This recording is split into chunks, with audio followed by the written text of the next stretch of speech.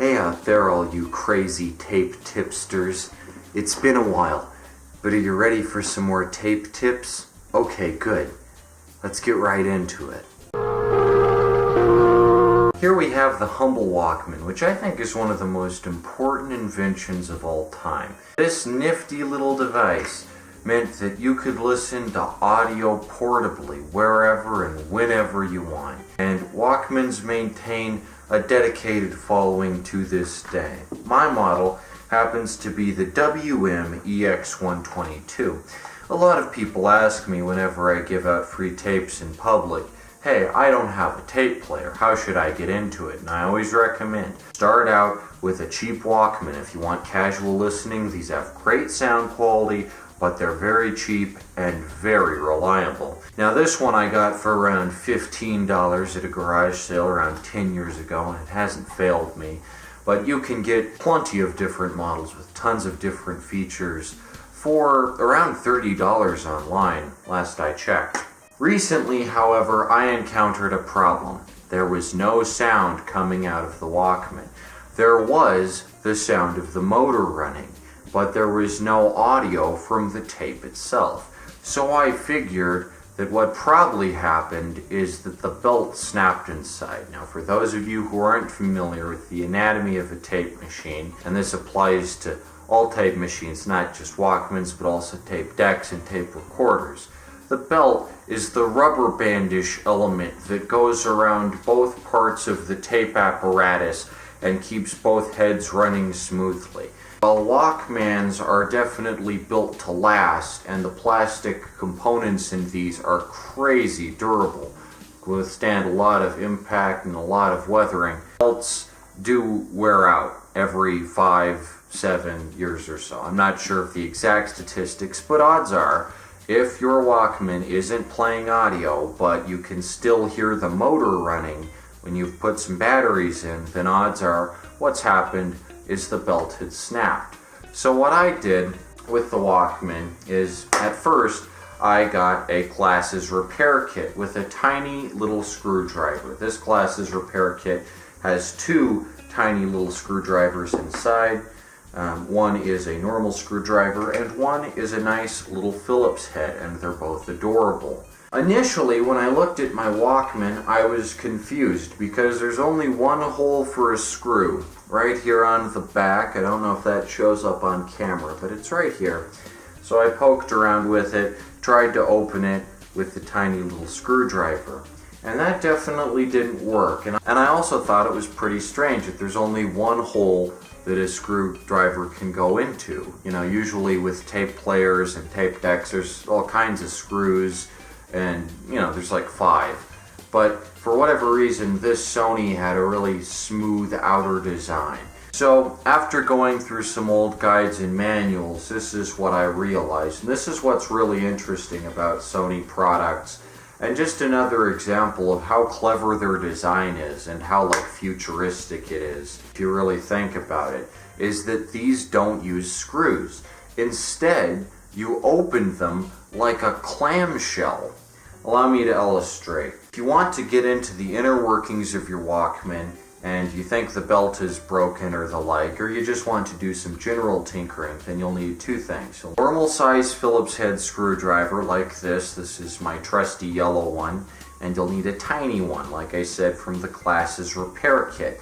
You'll need to use both of these in conjunction with each other, because inside the Walkman, right here where you put the tape in, there are little arrows. There are little arrows that line up, and instead of putting the screwdriver in from the outside, you actually shove it in here where the tape plays on the inside, so as to force the shell open, and then you open it like some kind of crustacean being.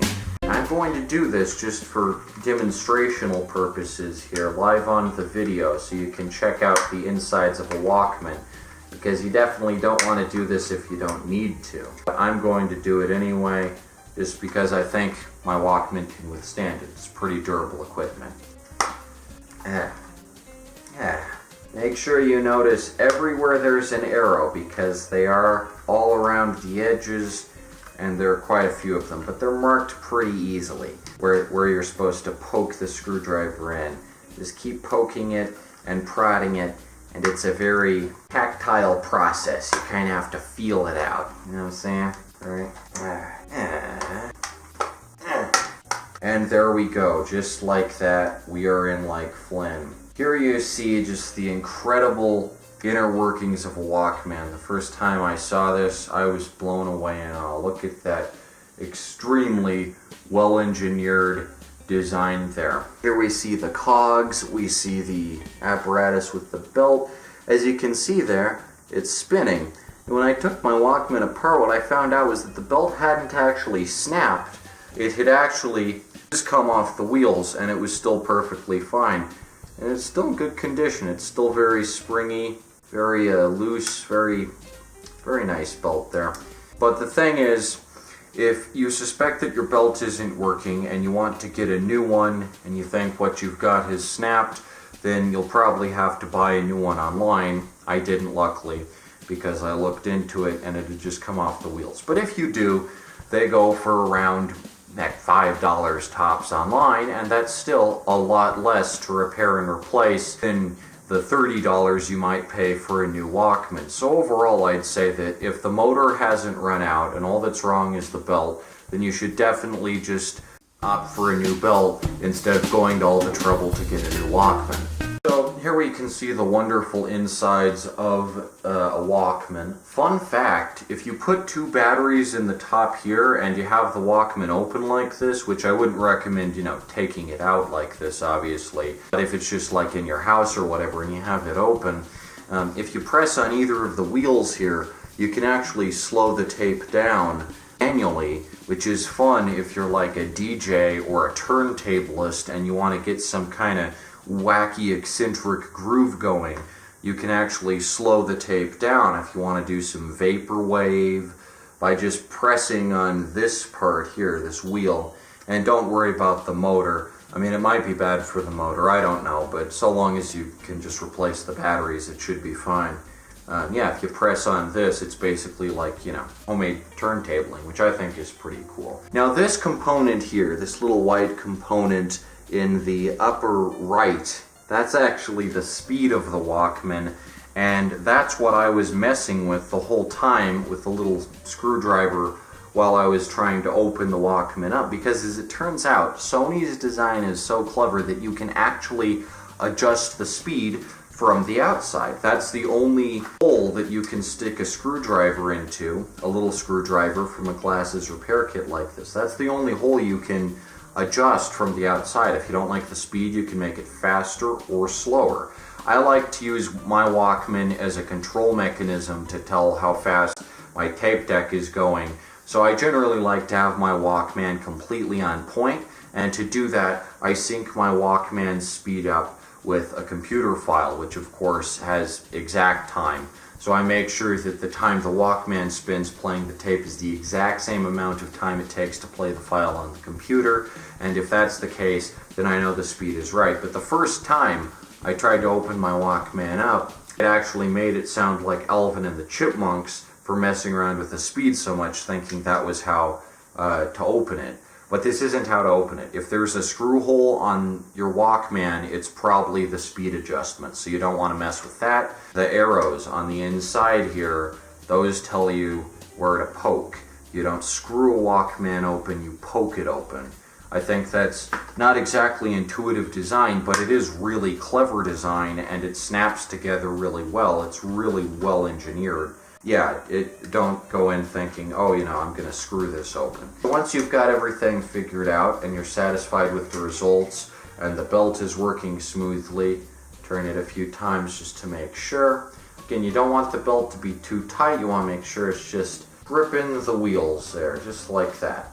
And once that's all good, then you'll just put the back of the case back on. You don't need screwdrivers or anything for this. This is much easier, because there's just these little clips that just clamp into place, just like an oyster shell, just like dealing with some crustacean meat right here. Just like an oyster shell. There we go, there we go. Yeah, very satisfying sound as everything just clicks into place. And then you have a nice closed Walkman again, fully operational, ready to go. Replace the belt, then just put both your little screwdrivers back here in your glasses repair kit. Even if you don't have glasses, it's always good to have a glasses repair kit because it comes with little screws, gizmos, and a little wipey cloth that you might want to use for something. I don't know, if you have something really small, you want to disinfect it or something, and put the lid back on, and there you go. That's pretty much how to repair your Walkman. Now, of course, if the motor is dead, then you probably can't do anything about that, and you'd be better off getting a new Walkman. But if the belt is wrong, then the belt's really easy to replace, and it's designed to be really easy to replace, so there's no problem with that. This is a really great model Walkman, the WM-EX122. I haven't actually tried any other models of the Walkman, but this is definitely the one I've stuck with. It made a cameo in my old Mysterious Songs series, and it's just a real classic through and through, a real reliable mechanism. I recommend it, but you should definitely get whatever type Walkman appeals to you with features and options and all that jazz. And there's just so many Walkmans to choose from, and they're all absolutely fantastic when it comes to playing tapes out and about. I just use this out on walks, and it's absolutely relaxing and fantastic. This has been an episode of Tape Tips on Walkman repair. If you enjoyed it, be sure and leave a like and all that pizzazz, and if you liked it, which I'm sure you did, I mean, it's highly entertaining, right? This is a great series. Then go ahead and show your appreciation of it, and I might put out some more of these soon. But yeah, my Walkman just happened to break down, so I thought I'd detail how I fixed it up, which is pretty cool. That's been Tape Tips.